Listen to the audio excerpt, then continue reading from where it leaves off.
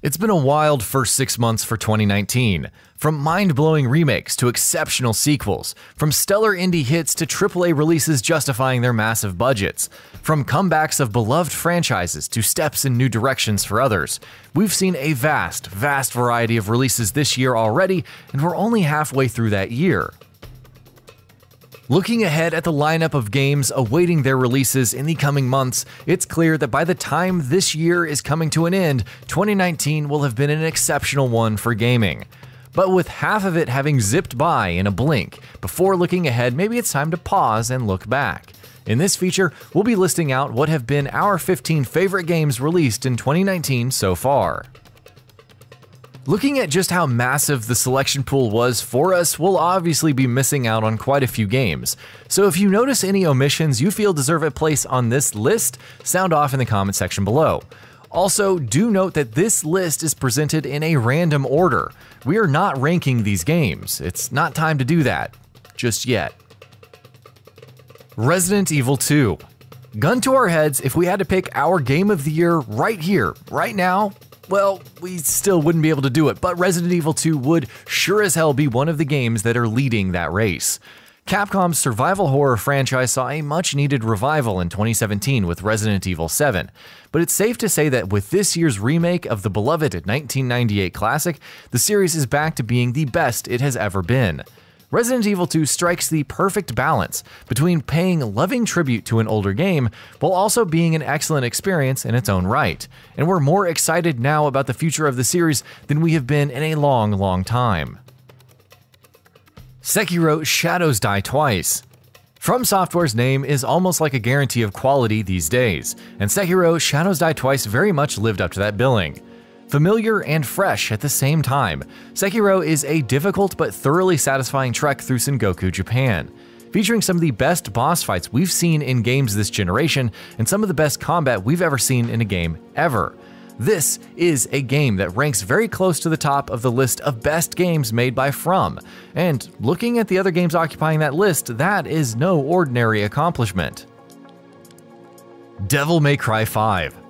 Starting with Resident Evil 7 in 2017, then Monster Hunter World last year, the developers kicked off 2019 with the aforementioned Resident Evil 2, before delivering Devil May Cry 5. The game features decent combat and over-the-top action. Kingdom Hearts 3. Square Enix's Kingdom Hearts 3 finally launched earlier this year, and as a game that people had been looking forward to for literally more than a decade, it had a lot to live up to, and proved to be just the sort of game fans had been hoping it would be. Colorful, energetic, and full of heart, appropriately enough, Kingdom Hearts 3 brought the Dark Seeker saga to a satisfying end. It's never easy to live up to years and years of anticipation, especially when you're concluding a story as convoluted as this one, so Kingdom Hearts 3 deserves all the credit for managing to do just that. The Division 2.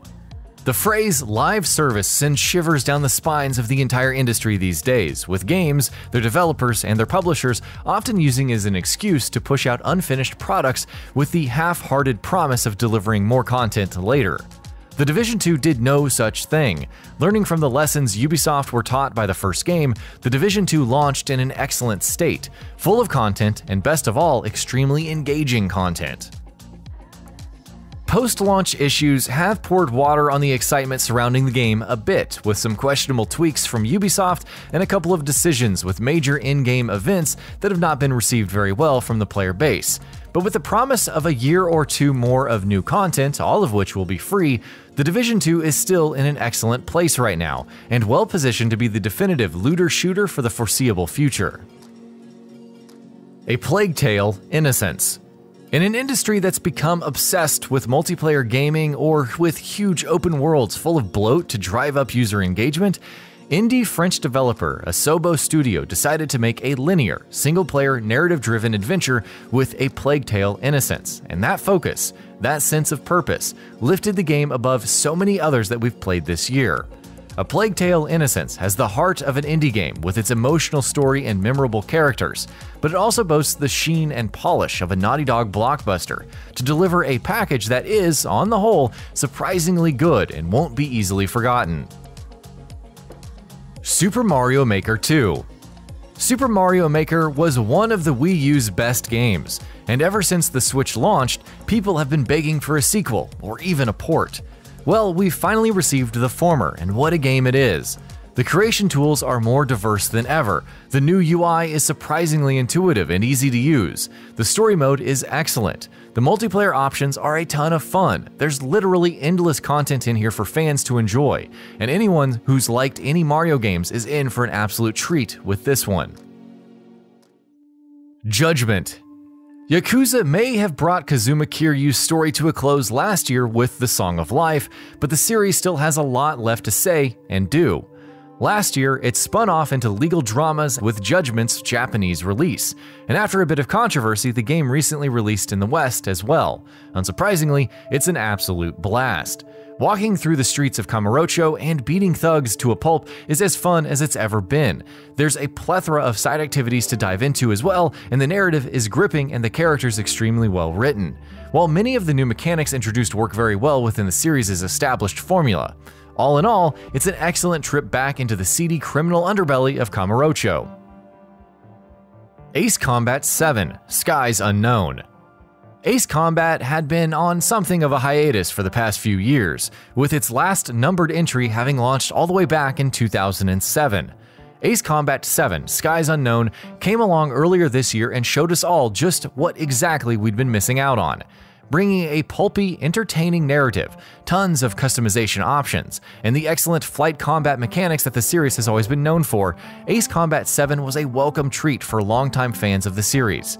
Here's hoping the wait for the next one isn't quite as long. F1 2019.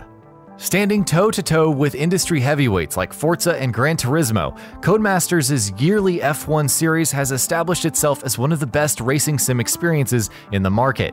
Each year, the series makes small but noticeable improvements, and F1 2019 is probably the best this series has ever been. Driving mechanics are at the top of their game, the simulation feels more authentic than ever before, and all of it is propped up by some truly notable improvements made to the career mode. F1 2019 might not be a game that everyone can get into, but for racing sim aficionados, this is an absolute treat. Total War: Three Kingdoms.